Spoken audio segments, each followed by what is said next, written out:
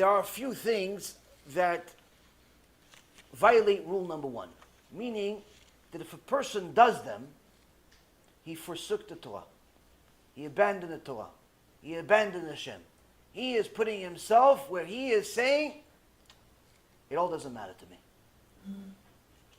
And those things are called Isur Karet. There are 36 sins in the Torah that are probably not on your phone as you're looking at it. 36 of them that are in the Torah. That if you fulfill, if you make those sins, HaKadosh Baruch Hu says, you and me are disconnected. You and me are disconnected until you fix this problem. You and me are disconnected until you fix this problem. I'll give you a few examples of what a Yisur Karet is. Yisur Karet puts your Jewish status, spiritual Jewish status, on suspension. Puts your heaven on suspension. If a person dies without doing tshuva for Yisur Karet, no heaven, ever. If a person lives his whole life without doing tshuva and he has Yisur Karet under his belt, he has a very, very serious and permanent problem. I'm not going to give you the details, but I can just tell you it's not pretty. There's a few of them. One is Isur Nida. Being with a woman that's Nida. A woman that has not gone to the mikveh. Now most people think, oh yeah, well I'm not married, so I don't have to worry about my wife going to a mikveh because I don't even have a wife. If you're married, you have to wait half the month. Your wife has a period. After she has a period, she has to wait 7 days, 7 clean days. And after she has 7 clean days, she goes to the mikveh, and then you're allowed to be together. So approximately, you could be together half the month, approximately. Some more, some less, depending on her hormonal balance and so on. Now, if you touch your wife, not just intimate, but if you touch her finger, just a finger, you give her a kiss on the cheek, you give her a hug. Hey, honey, how are you? Give her a nice hug, like she's one of your football buddies. Hey, what's up? Give her a high five. You do that, it's called Nida. You touch the Nida, it's Isur Karet. You have a very serious problem. Now, most people think, oh, Ishtabach Shema, I'm only 18 years old, I don't have a problem. Why? I don't have a wife. Ah, good for me. No, that's the problem. That's the problem, is that you don't realize the problem. Why? If you don't have a wife, that means that you cannot be with anyone. Why? Because if a woman is not married, she's not allowed to go to a mikveh. Which means that all of these cute little single girls that you see, guess what? They're all nida. They're all nida, meaning if your best friend happens to be a girl, you say, hey, Steve, hey, Stacy, how are you?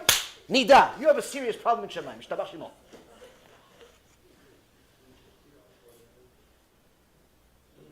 Hey, Sarah, hey, Steve. Ooh, what? Give me a kiss. You know, people do this today. They think they're in Europe. Give each other a kiss on the cheek. Hey, why are you kissing? Who is this woman? Everybody kisses each other. They hug each other like they haven't. You just saw each other in the last class. You're in 8th period, now it's 9th period. We have to kiss each other again. This is Nida. In Judaism, you're not allowed to touch a Bat Israel unless she is either your mom, you're allowed to hug her if she's your mom, or she's your wife. Even your sister, if she's older than 12 years old, it's highly not recommended to even touch her. Allowed, but only stupid people do it. That's what the Rambam says, literally. Rambam says it in Chod Deot, only stupid people touch their sister. No, I'm talking about just like give a hug to his own sister. He says only stupid people do such things. That have empty brains. Now, what's another way to disconnect? Isur Goya. Being with a non-Jewish girl. Being with a non-Jewish man. You have a serious problem. Now, somebody asked me yesterday, people send me questions.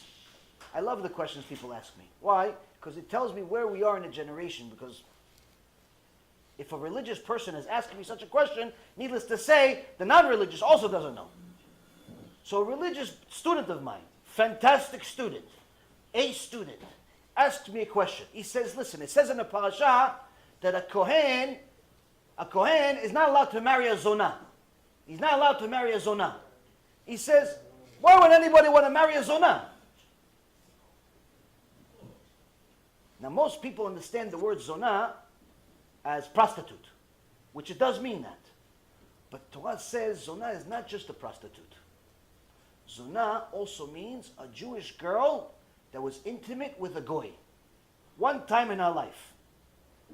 A Jewish girl that was intimate with a goy one time in her life, for the rest of her life, she's considered a zonah according to the Torah.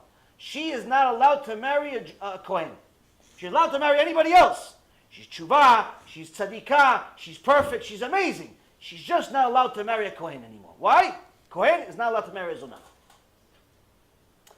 This is how significant intimacy is in Judaism. Why?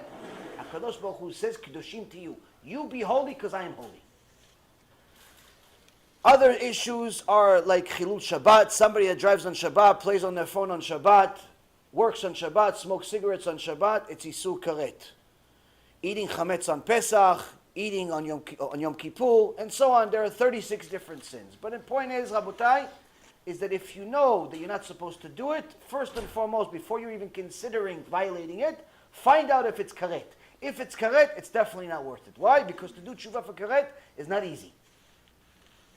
Now, the Gemara Masechet Chulin, page 24b, says, Rabbi Chanina, they ask him, where did you get all your strength? Became Gdolador, but it wasn't only a giant in Torah, powerful in Torah, but he was also physically strong. At 80 years old, he was able to take his shoes off and on one foot. Now you, 18, 20-year-olds, probably can do it easily. I can't. I'm double your age, or more, actually. But for an 80-year-old to do that, obviously you need a lot of strength. So they asked Rabbi Chanina, where did you get this strength? He says, the chamin and the oil that my mother gave me when I was young gave me the strength. Meaning, he is grateful for what he has 80 years later. For what? For what his mom gave him when he was a kid. Meaning that he's not only grateful for what she gave him, but he's still connected to it 70, 75 years later. This, yes?